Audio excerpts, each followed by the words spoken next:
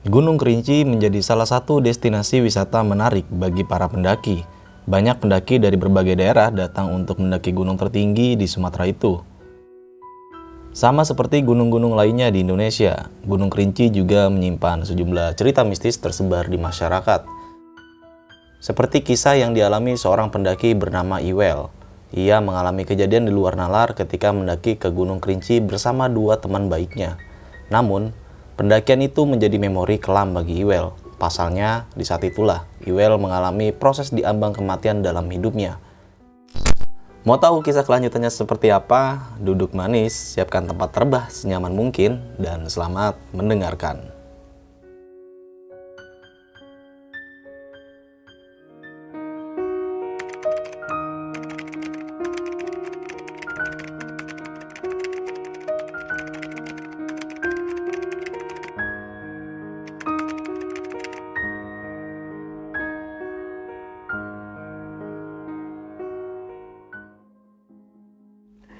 Assalamualaikum warahmatullahi wabarakatuh. Balik lagi nih di besok pagi. Kali ini bareng gue Bang Mange, pria gemoy tanpa bahan pengawet.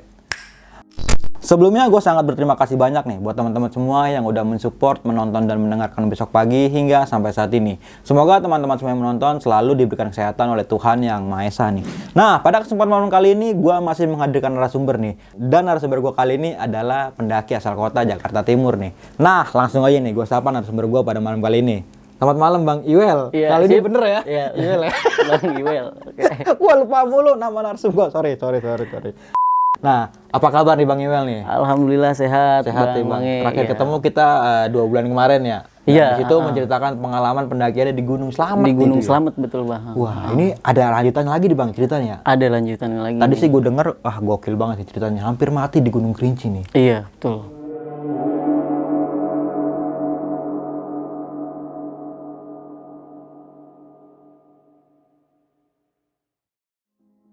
Nah, pasti banyak banget di poin-poin yang bisa diambil dan jadikan pelajaran buat kita semua nih. Ama ceritanya Bang Iwel pada malam kali ini.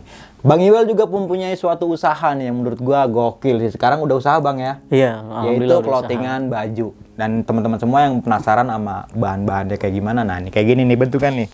Gua udah dikasih satu dong sama Bang Iwel nih. Nah, untuk pemesanannya kayak gimana nih Bang caranya Bang? Untuk pemesanan mungkin nanti lewat Instagram gue juga bisa. Nanti dari Instagram gue arahin ke WhatsApp bisnis kali ya. Karena di situ nanti ada admin gue juga yang megang dan bisa langsung pemesanan sesuai desain sesuai keinginan sendiri lah gitu. Oke, desain sesuai keinginan sendiri dan minimal nggak pakai minimal Nggak ya? pakai minimal, Satu juga bisa ya? Satu bisa. Oke, dan yang penting ongkos ditanggung pembeli Iya, dong. pembeli, Iya, ya, itu gitu. dia Bang ya. Sebelum kita masuk ke cerita, bagi teman-teman semua yang belum subscribe, silahkan di-subscribe terlebih dahulu, like, comment, and share. Jangan lupa kalian nyalakan loncengnya nih, agar teman-teman semua nggak ketinggalan video terbaru dari besok pagi. Dan bagi teman-teman semua yang mempunyai cerita mistis pendakian ataupun urban legend, dan pengen berbagi pengalaman kalian di sini, kalian bisa langsung aja DM ke Instagram besok pagi yang ada di sini. Mau nggak mau, suka nggak suka, bahwa hal gaib itu ada di sekitar kita. Tanpa berlama-lama lagi, langsung aja kita masuk ke ceritanya.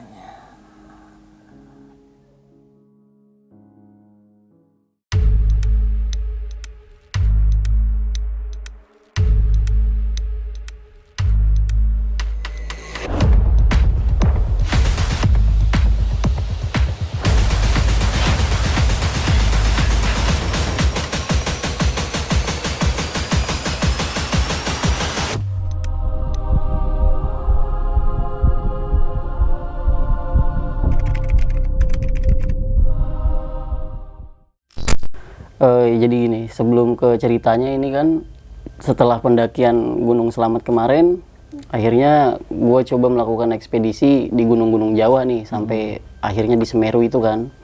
Selesai turun dari Semeru, terbesitlah nih pikiran gue untuk naik Gunung Kerinci, karena kan Gunung Kerinci salah satu gunung tertinggi kedua dari Seven Summit kan, atau gunung tertinggi pertama di Pulau Sumatera kan gitu. Disitulah mulai terbesit pikiran gue untuk naik Gunung Kerinci. Nah, pada waktu itu gue coba ngontek temen gue ini yang namanya ini Chandra atau dipanggilnya Ican dia. Kebetulan si Ican ini kawan gue waktu kita ngadain acara camcer di Gunung Salak. dari Mapala itu ya, Mapala Rafflesia waktu itu. Nah akhirnya gue coba ngobrol sama dia nih, Chan coba kita naik ke Gunung Kerinci yuk. Terus jawaban dia, wah ayo nih, karena kebetulan gue belum pernah naik gunung yang tinggi-tinggi kata dia gitu kan. Ya udah ayo. Terus kata dia nanya ke gue, kita berdua doang atau gimana ini? Ya udah ntar dulu, coba gue cari temen. Gue cari temen gitu kan, nggak dapet tuh bang waktu itu.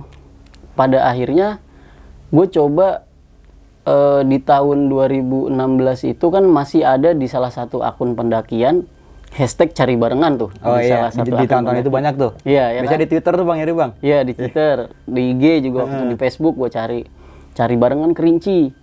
Gue inget itu awal-awal Desember gue nyari, tapi nggak dapet itu bang. Hari pertama, hari kedua gitu kan, sampai hari ketiga gue lihat di notif itu kan di HP gue, wah, ayo siap kata dia gitu kan. Gimana ininya prosedurnya kata dia gitu. Akhirnya gue chat lah tuh, yang kalau di IG tuh namanya si Udin gitu ya, nggak apa kali disebutnya. Udin itu kan, gue lupa nama lengkapnya siapa itu. Akhirnya kita bikin meeting point lah di situ bang. Gue ngontek temen gue, Chan, gue udah dapet nih.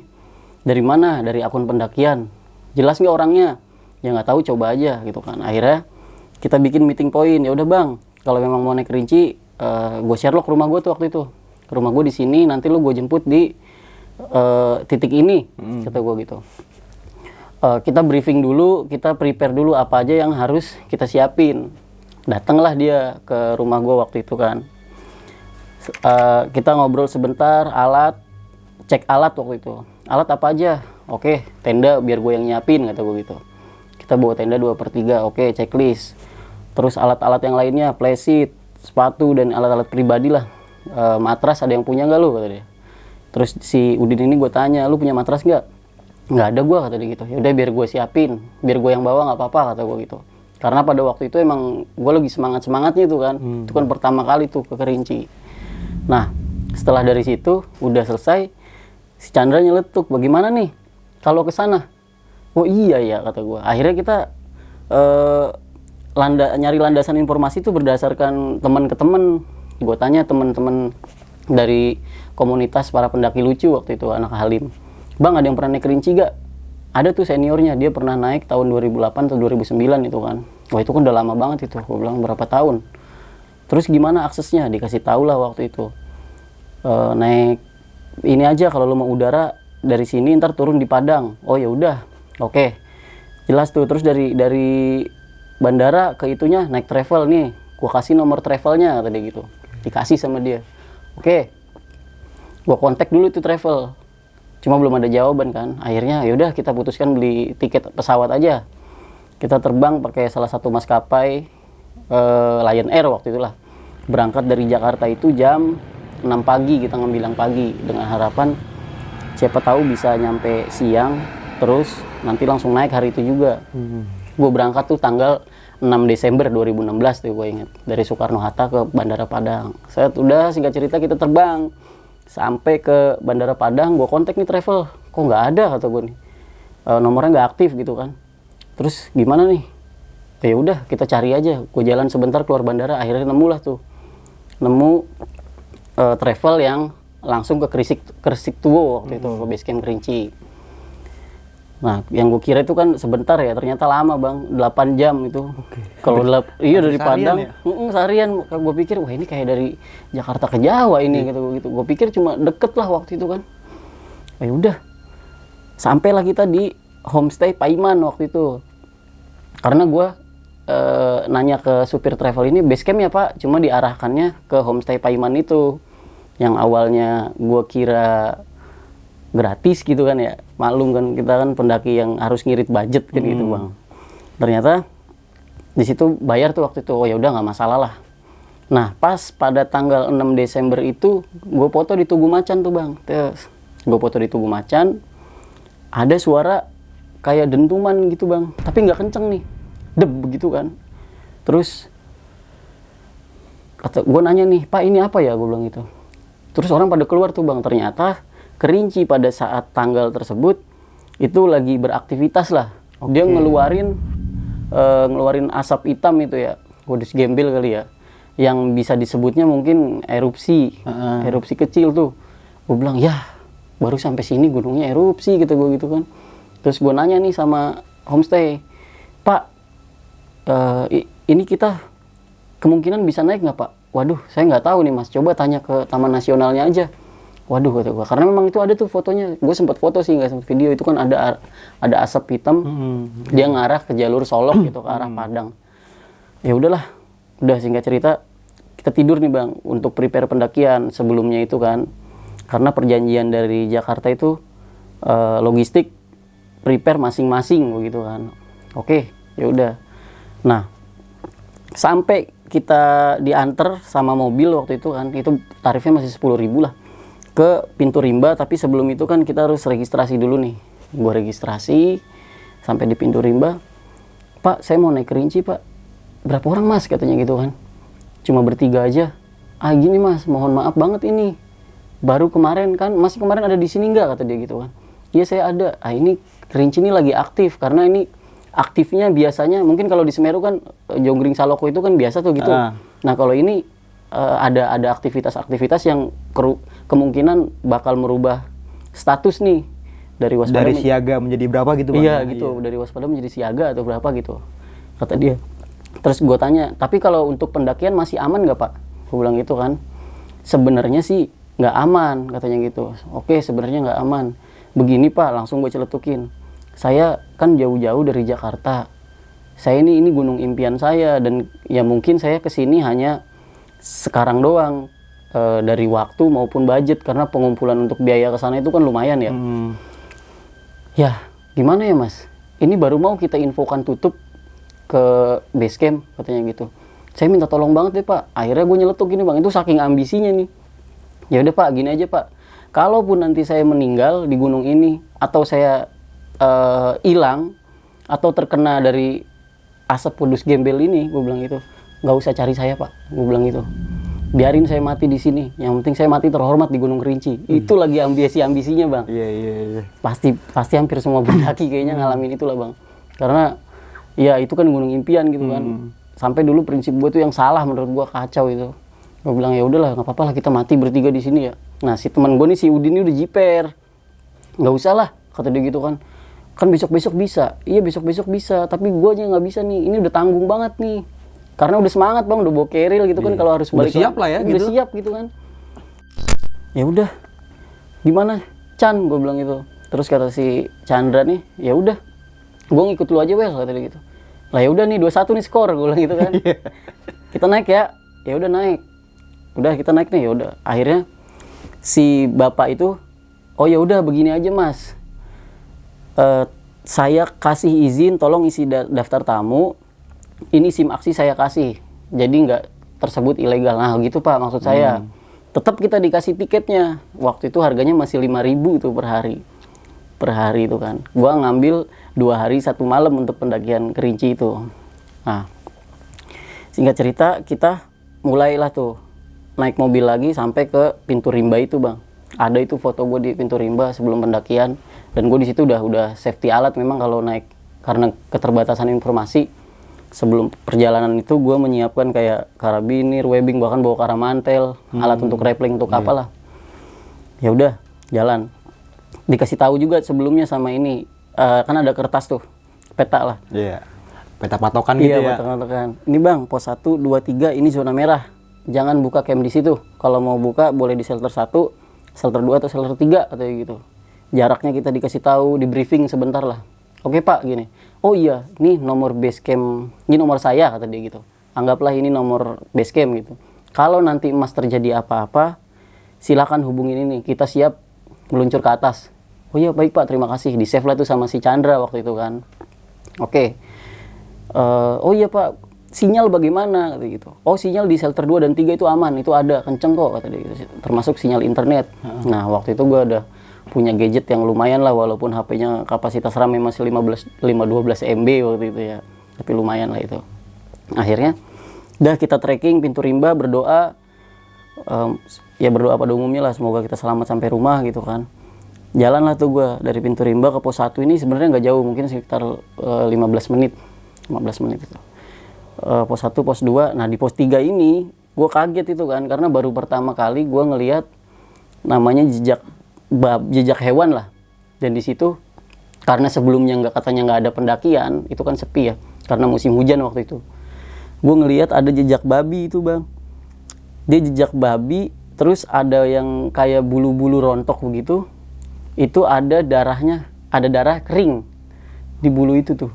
Nah, nggak jauh dari situ, gue ke kiri, coba kita cek, gue bilang gitu kan. Pas kita cek, ada jejak kayak kucing nih, tapi gede bang. Gue pastikan, ini kalau nggak macan ini harimau nih, gue bilang gitu kan, harimau Sumatera. Wah bener, berarti kata orang Kerinci masih, harimaunya masih banyak katanya gitu kan. Sempet gue ngedon di situ bang, apa ini pertanda kali ya, bapak ini udah bilang gini, terus kita ketemu ini, apa ini pertanda. Cuma gue kan langsung, udahlah gak usah pikirin, ayo kita naik lah tuh bang. Waktu itu sampai di pos 3 jarak, terus kita naik ke shelter 1, itu kan yang paling panjang, pos 3 ke shelter 1 tuh. Waktu itu gue makan jarak sekitar 1,5 jam itulah, dari situ ke shelter 1 pos 3. Habis itu kita mau camp di mana? Ntar aja di shelter 2. Nah, karena juga Kerinci kan itu dikenalnya identiknya dengkul ketemu lutut ya. Di gunung yang dengkul ketemu lutut itu. Sama kayak Cikura gitu lah bang ya. Iya.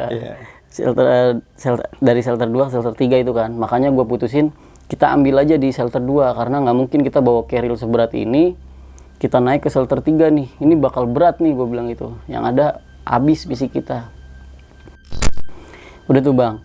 Nah di shelter 2 ini badai itu bang, udah ada indikasi badai lah, karena udah kabut gelap, angin kenceng, sampai kita bikin tenda itu benar-benar susah dalam posisi itu kan. Akhirnya coba kita cari tempat yang agak teduh, gue bilang gitu, cari tempat yang agak teduh. Kita diriin lah tuh tenda, udah nih, wah alhamdulillah dapat nih tempat. Cuma waktu itu udah, ya gue pribadi ya, kita sebagai manusia ngelihat yang fenomena begitu itu serem.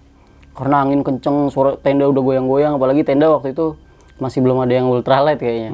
Gue belum ketemu tuh tenda ultralight, masih pakai terpal gitu bawahnya kan. Gue ngediriin playseat aja bahkan sampai lepas lagi, putus lagi. Oke, udah kita tidur di sini ya. Nah, tiba-tiba nih pas agak malam nih, gue kan tahu nih memang gue kan perokok ya. Si Chandra ini, si Ican ini sama si Udin ini nggak ngerokok nih. Tapi kalau karakternya si Chandra ini dia lebih apa ya? Lebih toleransi lah. Kalau yang ini nih enggak. Jadi pada waktu itu gua yang bawa tenda, sempet debat di situ bang, dari situ nih.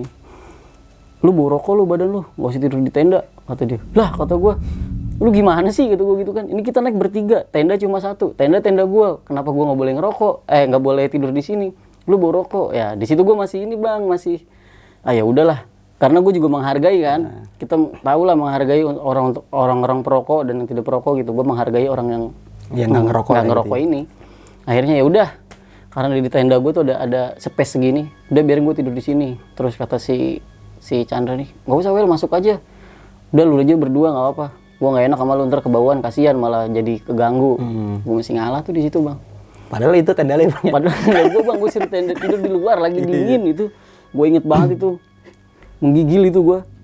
Terus gue ini masak mie gue bilang gitu kan. Nah pas masak mie, gue lagi masak mie, kompor dimatiin sama dia nih bang, sama si Udin ini.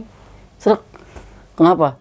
Nggak usah, kita kan belum tahu kondisi ke depan gimana, nggak usah makan malam ini. Lah kata gue, buset, gue suruh tidur di luar, malam gue pengen bikin kopi, bikin mie, kagak boleh juga, kata gue gitu kan. Cuma gue di situ masih sabar tuh, masih, ya udahlah. Kalau emang itu mau lu, cuma nggak tahu kenapa ya gue ngalah aja karena nggak mau ada perdebatan kan. Iya. Kalau gue debat, yang ada tambah parah ntar situasi.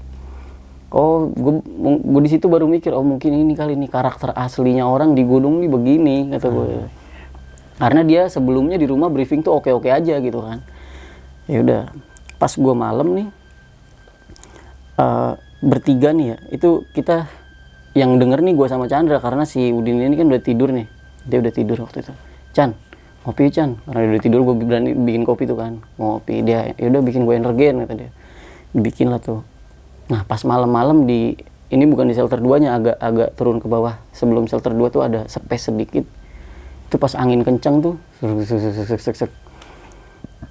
terus dia bilang gini, Bel coba lu dengerin dah, kata dia gitu kan, dengerin gimana. Enggak, itu kayaknya ada orang minta tolong, kata dia gitu. Ada bang, suaranya jelas. Tolong, kata dia gitu. Tapi ngerintih, tolong.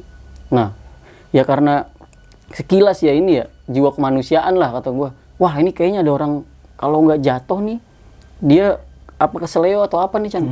Cari sama gue Chan, gue bilang gitu kan. Gue siapin headlamp tuh, si Udin tuh gue tinggal tuh kan, gue berdua nih. Ntar dulu, dengerin dulu suaranya kemana. Suara nih kabur-kaburan, mungkin ketiup angin ya bang ya. Jadi waktu itu coba ke atas, mungkin di shelter 2. Gue naik tuh ke shelter 2, seret.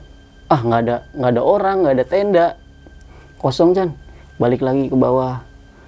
Gue nyari, pokoknya gue susur tuh jalur pendakian itu, tapi nggak ada. Ah udahlah. Nah gue nggak tahu ya itu apa, tapi kayaknya nggak mungkin sih suara dari bawah itu minta tolong itu kan bang. Nah setelah selesai dari situ, udah Chan, kita tidur aja. Karena summit kita harus berangkat jam 2. Ini kan kita trek panjang nih. Dari sini ke shelter 3-nya belum nanti ke puncaknya, gue bilang itu. Ya udah jam berapa kita summit? Udah kita putusin jam 2 gitu kan. Nah, tiba-tiba pas gue lagi tidur di tengah malam, si Udin nih nggak tahu dia ngigo atau nggak tahu dia apa ya, halu atau gimana. Dia kan awalnya mulai dingin tuh bang, karena gue ngecek kan, gue kalau tidur tuh nggak bisa ini. Itu sekitar jam 11 atau setengah 12 malam gitu. Gue bilang, gue bangunin Chandra nih, Chandra nggak bangun.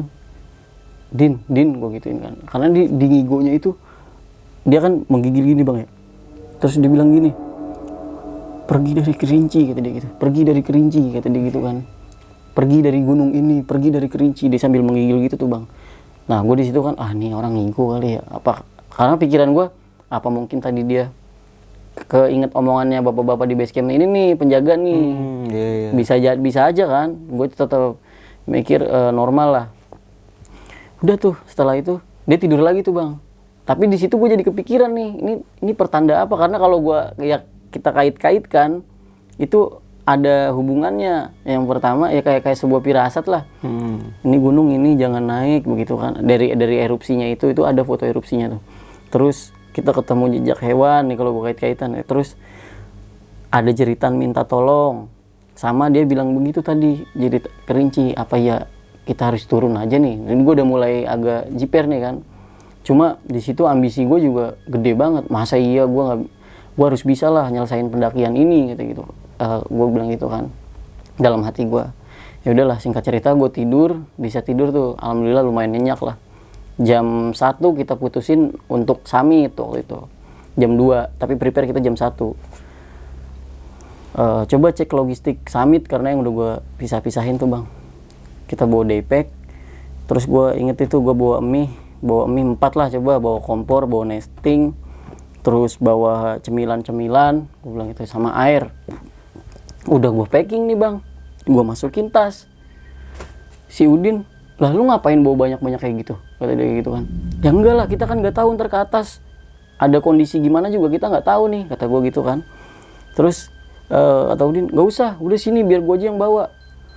Ini juga logistik kayak gini kurang. Dibawalah tuh semuanya, dimasukin tas dia. Pas gue bawa air sama dia, nggak usah, lu nggak usah bawa air. Ini tiba-tiba si Udin ini karakternya jadi kayak temperamen bang. Jadi marah-marah mulu. Mungkin kalau gue mikirnya mungkin karena capek kali ya, atau karena orang ini ngedon gitu kan, atau gimana. Akhirnya ya udah, ayo jalan. Nah, gue di situ sama Chandra kan, karena Chandra ini selalu ngikut gue bang. Gue percayalah dia sama lu, lu tahu gue kan waktu kita di capture gimana gitu. Ya udah, gue ngegepengin botol tuh, di botol aqua yang kira-kira, nah pakai celana ini pas nih, gue masukin ke kantong sini bang. Terus gue sletingin biar nggak ketahuan sama si Udin kalau gue bawa air sama bawa snack. Karena bagaimanapun juga kan juga kita harus prepare ya, apalagi mau summit kan, gak bergantung sama orang gitu. Akhirnya itu saking karena gue nggak pengen berdebat aja sebenarnya sama si Udin ini. Nah udah tuh kita prepare jalan. Cuma itu kan trek dari shelter 2 ke shelter 3 itu kan bener-bener full 4 WD bang. Main semua kita begini. Wah kata gue, oh ini yang namanya Kerinci nih. Gue seneng banget tuh bisa ngerasain treknya begitu kan, dengan kondisi yang emang habis diguyur hujan jadi licin. Wah udah nih. Nah sampai kita di shelter 3 dan ternyata di situ juga ada 4 pendaki. Itu dari Makassar tuh yang gue tanya. Dia waktu itu lagi sarapan. Mas, dari mana? Oh, dari Makassar nih, kata dia gitu. Oh iya, berapa orang naik? Berempat aja. Itu berlima. Oh, ini guide-nya. Dia bawa guide waktu itu. Dia bawa guide karena kita kan ya tahu lah harga minim ini ya. minim budget bang. Guide itu kan lumayan waktu itu kan. Wah enak juga bawa guide ya bang ya. Iya. Saya naik duluan. Iya nanti kita ketemu aja di atas kata dia gitu. Dia lagi sarapan tuh. Nah begitu gua naik kan treknya agak batu-batuan tuh. Ini nih dipatok. Pokoknya dia kayak ada patok begitu tuh. Patok apa sih sebutannya? Patok lah pokoknya. Di situ nih kondisi udah nggak mungkin bang karena angin itu kenceng banget. Ada tuh videonya kita nunggu biar bisa masuk ke jalur sini nih. Jadi sebelum summit itu kayak dia punggungan tipis banget kayak letter E-nya Rijani kali ya. Itu tipis bener-bener tuh. Kalau ke kanan jurang, kiri jurang. Nah, gue bilang, wah ini nggak bisa nih. Karena emang bener-bener kenceng bang. Gue inget banget itu pas kita berdiri aja udah kayak mau terbang. Anginnya kenceng tuh kan. Terus, wah gimana nih? Ya udah nunggu dulu. Nunggu kan. Ada kita sekitar di situ tuh jam 6-an. Jam setengah 6. Kata gue, udah sambil nunggu sunrise lah. Kata gue gitu kan. Ya udah nggak apa-apa. Cuma posisi emang udah dingin, angin kenceng. Terus digerimisin sedikit-sedikit itu kan. Mungkin karena kabut itu. Nyampe lah nih anak Makassar yang bawa guide itu kan. Bang nggak kesana bang. Wah saya nggak berani mas. Gue bilang gitu kan. Anginnya kenceng banget. Akhirnya si guide ini kan. Karena dia akamsi lah. Dia ngecek. Oke mas sebentar saya cek ya. Bisa ke atas apa enggak. Tapi sebelumnya kalau saya bilang nggak bisa ke atas. Tolong masnya jangan ke atas. Karena saya tahu yang lebih paham medan ini. Kata dia gitu. Oke lah, kata gue gitu kan. Dia ngecek nih bang, ternyata sampai di tengah punggungan ini badannya kayak mau terbang tuh. Dia sempet jatuh, tapi pegangan ke batu-batu yang masih bisa digenggam kuat lah kan. Terus, wah nggak lucu nih kalau misalkan tiba-tiba gue ngelihat tragedi yang langsung depan mata. Terus pada teriak tuh, awas bang gitu kan. Akhirnya bang, ini nggak bisa ditembus, kata dia gitu. Nggak bisa, bener-bener nggak bisa ditembus tuh bang. Jadi kita kayak masuk apa ya, alam lain lah, nggak bisa ditembus. Akhirnya, ya udah gini bang. Mau nggak kalau nunggu dulu, kata dia gitu. Ya udah ayo kita tunggu itu ada sekitar 1 jam itu sampai matahari itu udah mulai kelihatan tapi ketutup kabut itu kan. Tuh anginnya kencang banget di situ. Akhirnya si guide ini memutuskan untuk turun nih bawa tamunya tadi 4 orang. Udahlah bang, kerinci nggak kemana-mana dia cuma di situ. Kata dia gitu kan bilang gitu. Itu kata guide-nya tuh. Kata guide-nya. Iya, emang orang situ, Bang. Iya, orang situ. Iya, Bang, dalam hati gue. Cuma kalau kita nggak kemana-mana juga yang nggak bakal nyampe, kata gue gitu. Yaudah Bang, mendingan saran saya turun aja. Dia, yang 4 orang ini nih, tamunya dia sepakat nih turun. Ya udah turun. Abang, saya mau tunggu di sini, gue bilang gitu. Karena gue ambisi banget itu Bang, gue harus nyampe puncak, gue bilang gitu kan. Udah nih, begitu dia turun, gue ngobrol nih sama si Chandra sama si Udin tadi. Gue bilang, cobalah bikin kopi, kata gue gitu kan. Masa iya nih cuaca dingin gini gue bikin kopi. Nah si Udin ini lagi-lagi nih bang, jangan, ini air kita sedikit. Padahal itu air banyak banget bang, 2 botol 1 liter.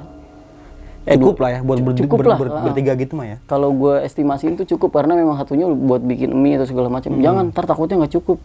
Wah kata gue ini orang dari tadi malam di tenda begini mulu, kata gue gitu kan. Ya udah, kalau kayak gitu ya udah biarin aja kedinginan kita bareng-bareng, gue bilang gitu. Terus gue minum nih, ngambil dari botol sini nih bang. Pas gue minum ini gue kasih Chandra, lu ngapain bawa minum? Dia ngegas tuh bang, dia mulai ngegas. Kan tadi udah gue bilang biar gue aja yang bawa. Kata gue, ya bagaimanapun juga kondisinya, idealnya 1 orang tuh 1 harusnya. Jadi kalau ada apa-apa itu bisa minum, nggak mungkin tunggu-tungguan, kata gue bilang itu kan. Nggak mungkin harus mengandalkan orang lain, gue bilang gitu. Terus ini sama dia tuh inget banget gue dibuang botol gue. Buset mana minum terakhir, kata gue. Cuma minum sedikit itu gue gepengin. Jadi botol aku gue gepengin, gue isi air, gue lipet. Tuh kan ya kata gue. Nah gue di situ udah mulai nahan emosi tuh, sabar tuh. Gue liat-liatan sama Chandra gimana. Kalau si Chandra ini karakternya emang dia apa kata gue lah. Terus dia sabar orangnya. Sabar dan halus lembut gitu kan. Yaudah gini, sekarang kita keputusan bertiga bagaimana nih, mau ke puncak apa turun, gue bilang gitu. Ini sempat gue tanya nih, si Udin ngotot, ya udah kalau kayak begitu gue mau harus tetap ke puncak, kata dia gitu kan. Kalau kita mau naik bareng, kalau turun bareng. Akhirnya gue voting lagi deh tuh, gimana Chan? Gue terserah lu Wel. Ya udahlah ayo naik ya, bener naik nih gue bilang gitu kan, dengan kondisi apapun nih. Ya udah. Sebelum lanjut ke cerita, untuk kalian yang ingin menjadi narasumber di besok pagi dan mempunyai cerita horor dalam pendakian, kalian bisa kirim cerita kalian ke Instagram official besokpagi.idv atau melalui email besokpagi.ch@gmail.com. Karena di celana gue di sini tuh ada karabiner tuh, terus di belakang ada gue bawa webbing, akhirnya gue bikin kayak semacam tali untuk pegangan lah, kira-kira kita bisa ngelewatin tuh lumayan panjang itu, 20 meter mungkin jalan itu tuh. Udah nih, dengan angin yang kencang waktu itu kan, karena gue mutusin jalan, ntar nunggu angin hilang baru kita jalan, gue bilang gitu. Jadi angin agak berkurang, sebenarnya nggak hilang, berkurang tuh set. Nah ini nih jalan, ayo cepet. Gue jalan nih, gue paling depan kan, set bertiga. Pas di tengah tuh bener tuh kayak posisi abang-abang tadi tuh, untung gue megang tali tuh. Jadi kenceng banget bang hembusannya nih, dari kiri nih, jus. Wah kata gue sampai goyang itu kan. Kata gue, paksain. Akhirnya bisa lah tuh, bisa kan. Bisa dari situ, terus kita summit, tek sampai di atas, udah tuh kita foto, truk. Gue pengen buka mie waktu itu bang, karena ya sesuai rencana summit kita kan. Lagi-lagi si Udin ini nggak usah, buat turun aja, kita nggak tahu turun ada apaan. Lah kata gue dari tadi nggak usah mulu. Ini posisi begini, gue udah lapar kata gue. Itu gue summit itu waktu itu cuma makan bubur, itu super bubur bang. Yang diseduh air panas. Iya, diseduh air panas. Kata gue, buset, lu dari tadi ya, gue perhatiin kok kayaknya ngatur banget sih. Ini kan gunung, ini kan pendakian kita bersama nih bareng, kata gue gitu. Masa jadi nggak asik gini, suasananya udah nggak asik nih. Ya udah, apa nih kata dia? Agak usah inilah, nggak usah banyak bacot lah kata dia. Udah, ayo turun aja. Itu gue bener-bener nggak asik tuh momennya. Nah, ini nih kejadian gue yang di sini nih, yang gue mau balik nih nggak bisa karena anginnya tambah kenceng bang. Terus kayak ada petir kan. Duh, mungkin kalau dari bawah awan topi kali ya. Iya. Awan topi yang itu lingkarin puncaknya itu. Iya, yang lingkarin puncak itu kan. Terus gue mikir apa ini kali ya, awan topi namanya. Itu kenceng banget bener-bener bang. Kalaupun itu gue paksain pakai tali tadi, pasti resikonya besar. Akhirnya gue putuskan lah. Nah waktu itu kan gue turun dari puncak itu sekitar jam 10, jam setengah 11-an itu. Dari puncak tuh. Turun sampai di batas ini nih. Karena gue nunggu lama, nggak kuat lah gue tuh, badan udah menggigil. Gue pakai sarung tangan kan udah pada basah semua tuh. Yaudah, coba kita nyari jalan nih melipir tapi yang aman nih. Gue melipir berarti kalau dari arah naik ke sebelah kiri nih, ke sebelah kiri. Ah itu ada batu gede nih, ada batu gede gitu gue gitu kan. Udah, gue ngumpet lah di situ bang.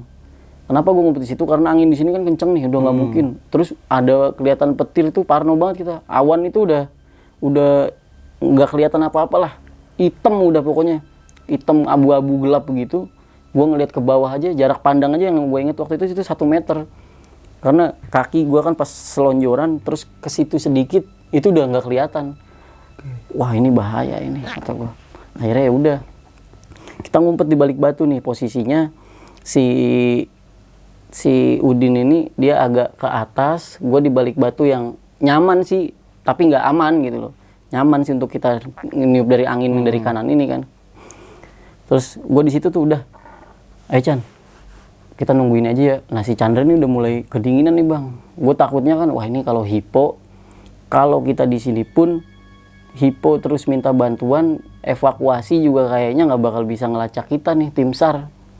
Karena apa, itu udah di luar jalur pendakian, satu itu kan. Terus kedua posisinya kita ada di bawah batu. Batu yang ada lubang itu kita masuk itu sedikit. Pokoknya ada space segini lah bisa buat berdua. Si Udin sebelah sononya tuh. Terus itu kan agak siang ya, gue nunggu itu dari siang di situ. Nah itulah kejebak badai itu di situ. Jadi pas gue minta nih sama si Udin, gue lapar banget, beneran gue bohong itu, gue bilang gitu kan. Kalau nggak bikin air panas deh buat si Ican nih, gue bilang gitu kan. Dia udah kedinginan nih, kata dia, ntar aja, tanggung. Dia selalu jawab begitu bang. Wah kata gue masih sabar tuh ya. Air nggak ada. Akhirnya gue sama si Ican nih, lu aus Chan, aus banget gue, tenggorokan udah kering kata dia. Itu sekitar jam 3-an tuh dari kita nunggu tuh kan. Udah jenuh banget bang nunggu di situ. Gue iniin sarung tangan gue, 2 nih gue lepas, terus gue taruh di batu, di sempit-sempitannya itu, di apa sih, celah-celah batu. Nah, gua cuma ngandelin minum dari situ, survive nih jadinya nih. Jadi lu haus, nih, ini nggak usah dirasain enak apa enggaknya. Ini sarung tangan basah, lu nyot aja udah. Anggap aja es, gua gituin.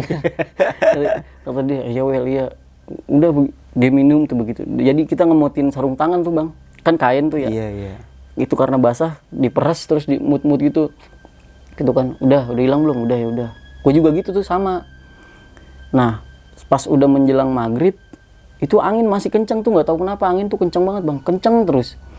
Gue minta lagi sama si Udin, coba lemparin dong ituan snack, kata gue gitu kan. Apaan kek, mie gue gadoin sini, lapar banget gue. Nggak usah lah, kata dia gitu kan. Ngapain sih lu kayak gitu? Nah, kita mendingan mikirin buat turun ini bagaimana nih. Nah di situ nih udah mulai cekcok nih. Gue sama kita bertiga nih kan. Cuma kalau Chandra ini kan tipikalnya dia penengah bang. Selalu udah well nggak usah kayak gitulah. Sabar lah, kata dia gitu kan. Bukan sabar Chan. Kita kalau begini terus, khawatirnya nih kalau nggak hipo nih kita bisa mati ya kalau ditemuin. Terus dia nyeletuk dengan polosnya. Kan tadi lu bilang di bawah, kalau lu hilang, kita mati, nggak usah dievakuasi gitu.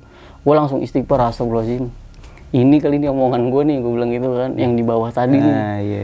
Langsung gue di situ udah pasrah lah, karena itu angin tuh masih kenceng. Gue coba ke jalur itu kan, wah nggak bisa. Jadi udah stuck di situ bang, stuck di situ. Sampai gue tuh ketiduran. Malam itu jam 11 gue bangun karena lapar banget bang. Itu dari summit itu berarti hampir 24 jam itu. Jam 1 gue sarapan, ketemu lagi setengah 11 atau hampir jam 1. Itu gue nggak kena asupan gitu loh. Badan tuh udah lemes banget, bener-bener udah nggak ada air, nggak ada makanan. Sebenarnya nih ya, kalau aja si Udin ini mau nyuplai makanan ke kita dengan logistik yang udah kita siapin summit, mungkin aman tuh bang. Kondisi gue nggak bakal sedramatis itulah kalau gue bilang itu kan. Nah, cuma karena dia ini nggak tahu kenapa tiba-tiba karakternya begitu, kita jadi berdua nih jadi, wah ini apa lu orang, dia nih pengen gimana nih maunya gitu kan. Ini dia bisa celaka nih. Nah akhirnya karena posisi lapar itu, pas gue setelah itu kan gue lupain, coba tidur lah, bismillah mudah-mudahan besok pagi cerah, yang penting gue bisa turun nih gitu kan. Gue tidur tuh bang, gue lihat jam waktu itu setengah dua itu jam 1.45, berarti udah lewat dikit 1.45an ya. Gue dimimpiin nih, ini nggak tahu karena gue efek halusinasi atau ini karena lapar atau apa ya. Dalam mimpi gue tuh pas gue tidur ada tuh kakek-kakek, gue kan tidur begini ya, kakek-kakek tuh datang, dan itu persis posisinya kayak trek nih, turun dari Tugu Yuda nih, jalan nih bang, bukan kayak terbang itu, nggak, jalan dia, tapi itu dalam mimpi gue ya. Terus dia bilang, nak, gue diem aja tuh, kalau kamu mau selamat berdua, kamu musnahin satu orang temanmu itu, kamu ambil makanan. Itu gue inget banget itu kan di situ. Kalau kamu mau selamat, kamu bisa sampai rumah lagi, kamu berkumpul dengan keluarga, kamu lakukan saja apa yang saya perintah. Kamu singkirkan dia, lempar dia ke jurang. Itu bahasa itu, inget banget gue bang. Gue bangun, itu langsung astagfirullahaladzim, gue istighfar. Ini apa nih maksudnya dari mimpi gue itu nih kan. Terus gue liat si Chandra nih itu gue panik tuh. Ngelihat Chandra tuh udah begini nih, dia menggigil parah itu. Chan. Cuma langsung karena jaket dia waktu itu kan basah tuh. Gue lepas bajunya, ya posisi emang susah kan. Akhirnya gue skin to skin langsung kan, kulit ke kulit, gue peluk begini dari belakang. Nah di situ gue udah optimis kalau gue bakal meninggal karena kesugesti mimpi gue yang tadi. Kalau kamu mau selamat, kamu singkirkan dia. Kan nggak mungkin gue. Ya bahasanya yang menghilangkan nyawa orang itu kan, gitu kan nggak mungkin tuh. Akhirnya di situ udahlah tuh, pas gue lagi skin to skin, gue bilang, Chan, baru tuh dia sadar, hah kenapa? Nggak apa-apa, dingin banget, kata dia gitu kan. Ya udah, gue spontan gue langsung ngambil HP, gue cek ada sinyal nih. Jadi gue waktu itu bikin salam perpisahan ke keluarga gue, karena gue feeling gue waktu itu ya kayaknya gue bakal meninggal nih di gunung ini dengan omongan yang awal tadi tuh kan. Karena posisi udah nggak mungkin lah itu bang, waktu itu udah kalau bukan karena doa orang tua ya.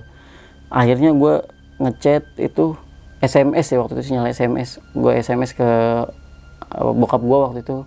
Ya maafin Jikri kalau misalkan banyak salah begini-gini. Ini sekarang posisi lagi kejebak badai udah lebih dari 24 jam. Gue bilang begitu. Udah lebih dari 24 jam. Tolong kalau misalkan nanti terjadi hal-hal yang diinginkan atau hilang kabar, ya udah ikhlaskan saja, gue bilang gitu kan.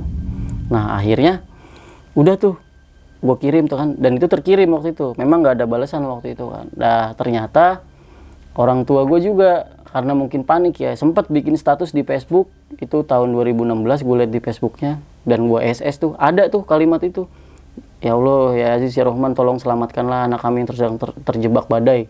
Dan itu di share di Facebook, banyak itu yang komen semoga begini gini. Nah itulah mungkin itu doa, karena doa orang tua gue juga itu ya. Gue setelah itu gue tidur gitu kan malam agak paginya itu pagi, wah udah matahari nih, coba kita cek. Itu sama bang, masih begitu juga. Akhirnya ya nggak tahu ya bang, tiba-tiba bangun tidur tuh keringetan, ini badan ini keringetan dalam posisi dingin. Mungkin itu mau jadi gejala hipo kali ya. Udah keringetan, udah gerah nih badan gue. Gue samperin lah tuh si Udin ini, gue bilang gini, gue mau minta makanan, lu jangan sampai ngebunuh 2 nyawa di sini, gue bilang gitu kan. Terus kata dia, apaan sih lu, ntar kita buat turun. Karena gue udah kesel ya bang, posisi lapar nih kan, orang di rumah aja posisi lapar kan galak banget. Galak banget kan. Akhirnya gue dengan spontan ya, karena emosi, gue tarik ini bajunya dia itu, gue giniin, lu mau ngebunuh gue di sini berdua, lu lihat Chandra tuh, gue bilang gitu. Lu nggak sama Chandra, lu lihat Chandra udah menggigil, gue bilang gitu kan. Gue ambil lah tuh tasnya, ternyata makanan tuh udah habis bang. Jadi dia makan sendirian nih, tinggal air setengah. Kata gue, wah gue salah nih milih pendakian sama lu, gue bilang. Nggak lagi-lagi gue naik sama lu, gue bilang gitu kan. Nah di situ juga dia emosi bang, jadi sempet kita tuh ribut gitu loh. Dengan posisi Chandra nih yang udah lemes, udah terus dia sampai nangis itu kan. Jadi gue saya sempet terjadi baku hantam lah, dengan space yang sempit, kemiringannya lumayan. Pas gue tarik begini dia nyerocos aja, ya lu siapa suruh yang naik kerinci begini gini kata dia. Terus gue bilang kan, tadi kan kita udah sepakat kita mau naik, gue bilang gitu, kalau mau turun. Langsung tuh gue dipukul tuh bang muka gue, das kata gue. Wah, nah gue sekilas nih inget mimpi gue nih. Apa jangan-jangan ini kali mimpi tadi? Ya udah gue akhirnya di situ berantem lah tuh, pukul-pukulan, sampai gue akhirnya nangis bareng juga. Jadi gue udah pukul si Chandra ini kan, udah jangan kayak gitu, kita harus selamat, kita harus balik kayak gitu kan, kita punya keluarga. Udah tuh gue ini udah sorry ya, gue minta maaf gini kan. Tuh gue udah ya kesel, campur aduk nangis, kita pengen balik, namanya kejebak begitu bang, kita survive kan di situ jatuhnya itu. Udah tuh akhirnya dia turun lah tuh bang. Nggak lama setelah kita berantem tuh cuaca tuh mulai cerah nih, kelihatan sedikit tapi anginnya nggak terlalu kenceng. Dia langsung lari tuh bang, lari nggak tahu kemana. Gue udah bodo amat, karena gue terakhir pas yang itu bilang gue udah nggak mau naik sama lo lagi, selesai Gunung Kerinci, bodo amat lu mau kemana, terserah lu, gue bilang itu kan. Gue udah tahu, cukup tahu lu gue gitu. Dia lari tuh, turun duluan nih. Gue bawa Chandra yang udah lemes banget itu kan bang. Nah nggak lama gue turun, cek sampai di shelter 3 tuh alhamdulillah tuh bisa kita lewatin yang tadi nih cuacanya mencekam, jadi aman gitu kan, jadi aman. Terus ada nih tim SAR naik 3 orang nih kan. Mau kemana pak? Enggak, saya nyari pendaki yang asal Jakarta yang kejebak badai, kata dia begitu. Menurut bapak ada lagi nggak selain kita yang naik? Sebelumnya ada, itu anak Makassar, tapi dia udah turun sampai base camp, kata dia gitu kan. Tinggal 3 orang nih. Coba lihat simaksinya lah, waktu itu simaksi itu gue lihat di tanggal ini. Ini pak simaksinya. Ya ini kamu, katanya gitu. Jadi gue disempet di SAR, di base camp tuh sempet rame. Ada beritanya bahwa 3 pendaki asal Jakarta terjebak badai di Gunung Kerinci.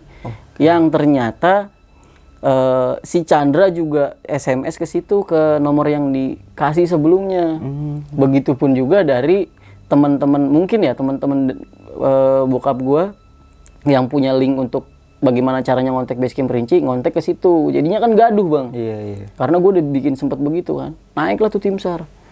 Gue gimana, ada yang parah nggak? Nggak apa-apa pak. Kamu tuh gimana sih, kan udah dibilangin kemarin jangan naik katanya gitu kan. Posisi lagi, cuaca lagi nggak bagus. Terus juga kemarin ada erupsi kecil gitu kan. Kamu maksa aja naik. Iya pak, saya udah lemes, gue bilang itu. Terus gue dikasih makanan tuh. Kamu nggak bawa makanan, Samit? Kamu gila ya? Apa kamu bodoh apa gimana? Kamu diitin. Gue abis tuh bang domel-omelin. Gue bilang nanti pak, saya akan jelasin sampai di base camp. Gue bilang gitu kan. Kronologinya seperti apa? Ini saya lemes, saya pengen turun dulu. Terus terutama ini teman saya nih, karena dia udah lemes banget itu bang.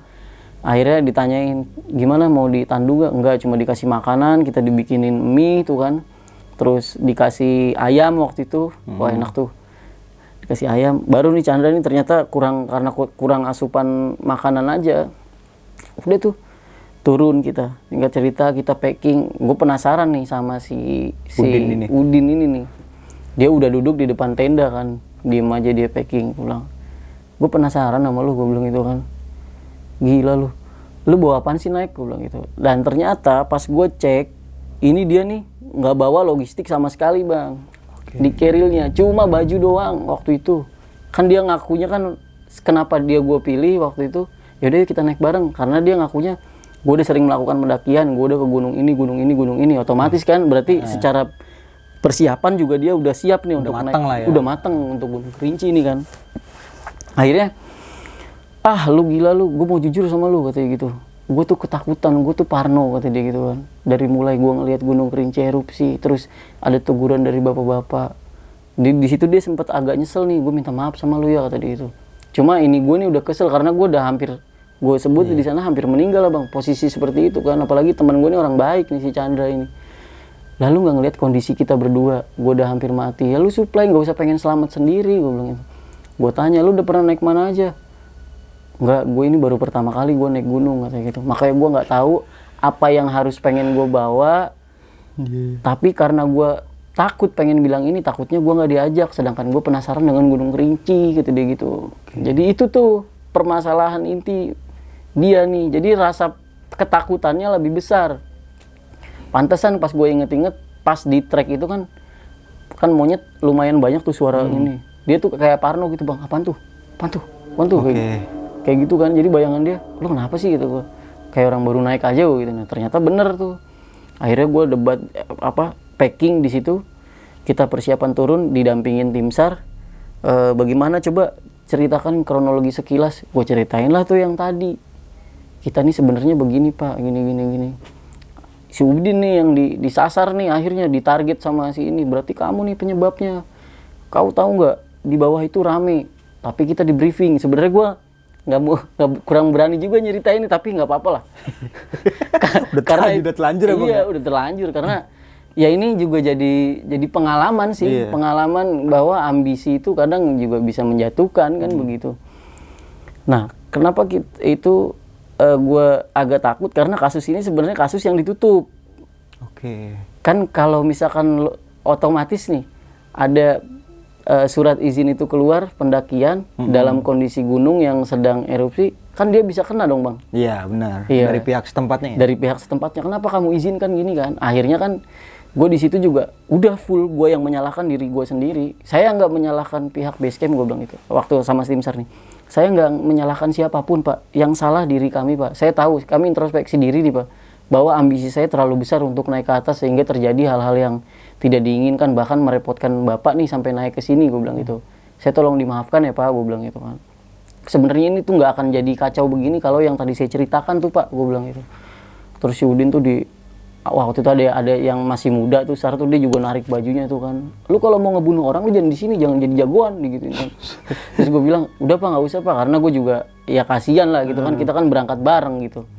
Nah akhirnya sampai di base camp, ternyata rame tuh bang di base camp. Ya bukan nggak ada Basarnas sih, ranger aja gitu kan, warga setempat. Pada kumpul tuh ya. Pada kumpul tuh dengan isu 3 pendaki kejebak badai. Nah terus di SAR bilang gini, nanti kalau ada media kamu no comment, kata dia gitu.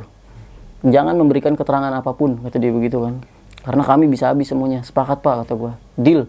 Ya udah, akhirnya gue turun lah tuh sampai base camp. Emang bener sih ada orang pakai rompi nih, kayaknya sih media ya Bang. Dia coba wawancara gimana kronologinya begini, cuma gue bilang karena gue udah deal tadi kan, no comment gue bilang gitu kan. Akhirnya berita itu kan gak keangkat karena base camp bilang nih kalau sampai berita keangkat nih, kamu akan di blacklist ke semua gunung nih melalui jaringan Taman Nasional katanya gitu. Gue juga takut, nggak mau kan waktu itu. Ya udah, akhirnya gue dibawa ke base camp yang awalnya gue tuh di homestay Pak Iman, kemudian gue dipindahkan ke base camp induk nih, base campnya Bang Levi itu namanya. Gue di situ ditanya-tanyain bagaimana kronologinya, seperti apa gitu kan. Kenapa bisa sampai terjebak badai? Ya gue cerita ini, gue di situ ngaku salah. Ini karena kemauan saya sendiri, ambisi saya sehingga saya begitu. Terus kondisi di sana seperti apa? Gitu. Ya jujur aja Pak, kita hampir mati Pak karena udah lemes, gue bilang gitu. Kita udah hampir mati, makanya saya sempat bikin salam perpisahan. Karena banyak ini ada dari bapak-bapak itu kayaknya teman bokap gue sih itu kontak begini dengan status di FB-nya gitu kan. Jadi kita juga tanggung jawab itu kan. Jadi memang besar lah rasa tanggung jawab itu. Udah tuh sampai situ lagi-lagi si Udin ini diomelin Bang habis-habisan di base camp. Nama lu siapa? Kata dia gitu. Gue lupa nama, waktu itu kan gue suruh kita ngeliatin KTP gitu kan ya. Terus dia ngasih KTP, gue lupa tuh nama aslinya itu siapa itu. Jamaluddin apa siapa gitu. Itu gue liat nama akhirnya doang Jamaluddin, dia orang Cianjur itu kan. Nah, terus pas dikasih, kamu saya blacklist kata gitu. Wah, kata gue juga di blacklist nih kata gue. Terus enggak, kamu enggak, tapi kronologimu betul. Akhirnya kita kayak rapat kecil lah di base camp. Ini bagaimana? Iya, si Udin juga akhirnya dia ngakuin ini kesalahan saya. Kalau memang saya yang takut karena takut kehabisan logistik, akhirnya saya makan sendiri. Jadi dia tuh mentingin diri sendiri. Mentingin diri sendiri Bang. Kita bertiga, pantasan gue nih nggak boleh bawa air dari awal kan. Sedangkan si Chandra ini kan pada akhirnya dia sakit nih di base camp itu, diperiksa gitu kan. Karena terlalu lama itu kita nunggunya. Dari jam 11 turun itu sampai jam 11 lagi kita turun itu kan ya 24 jam lah. 24 jam. Itu kan lumayan tuh Bang.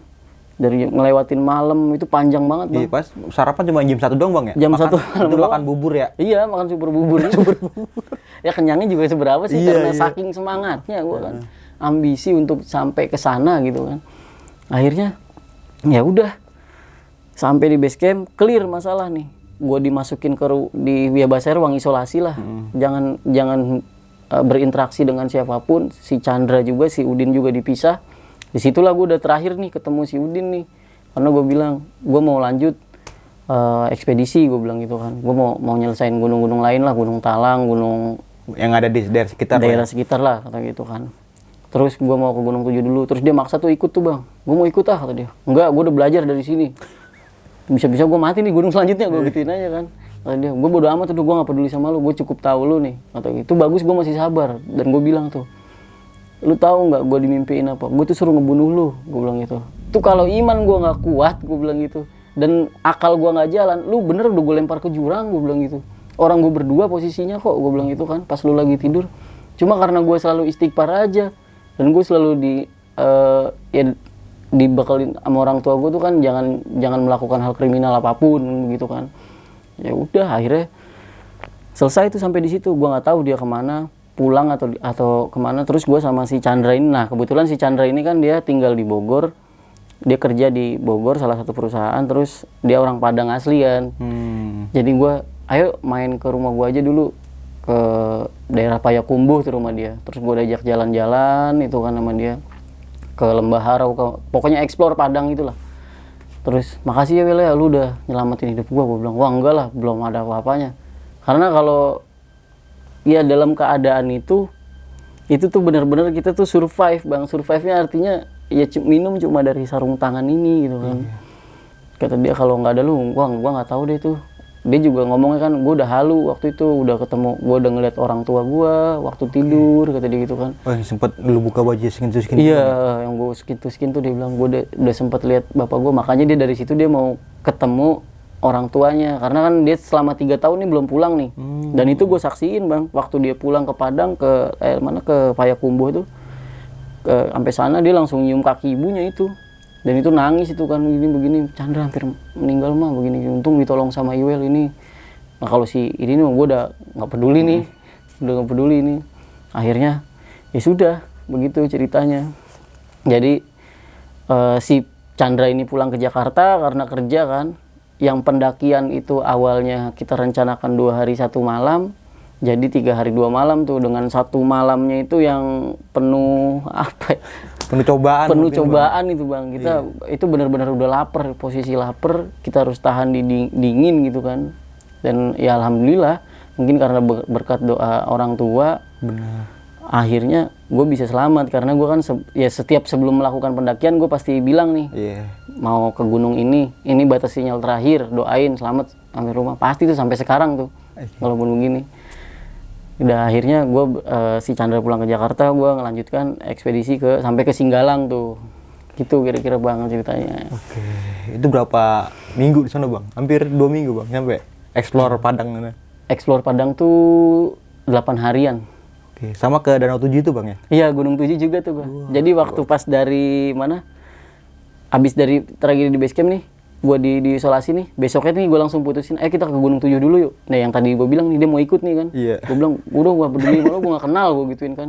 Akhirnya kita jalan berdua, diantar tuh sama orang sana untuk orangnya baik-baik gitu kan. Terus habis itu ke Danau Kacau juga. Nah setelah dari situ baru kita Padang itu bang. Oke nih bang, thank you banget ya bang Iwel Iya, bagi pengalaman pendakian di Gunung Kerinci nih. Gunung Kerinci. Ini wah antara hidup dan mati sih bang kalau menurut gue bang. Iya benar bang. Nah sebelum kita mengakhiri video kali ini punya pesan-pesan nih bang buat teman-teman semua bang. Ada bang, khususnya di pendakian sih ya. Iya. Ambisi sih, karena yang dari gua ambil dari pelajaran Gunung Kerinci ini, kalau ambisi besar juga bisa menyesatkan kita lah. Jadi benar kalau memang kondisi alam sudah tidak memungkinkan untuk didaki, apalagi tanpa persiapan, itu lebih baik nggak usah maksa untuk tetap mendaki gitu kan. Atau kalaupun mau mendaki terus belum punya pengalaman, itu kan bisa browsing atau tanya ke teman-teman yang udah pernah naik lah gitu kan. Apa susahnya sih gitu kan. Benar. Karena ini kan menyangkut nyawa gitu loh.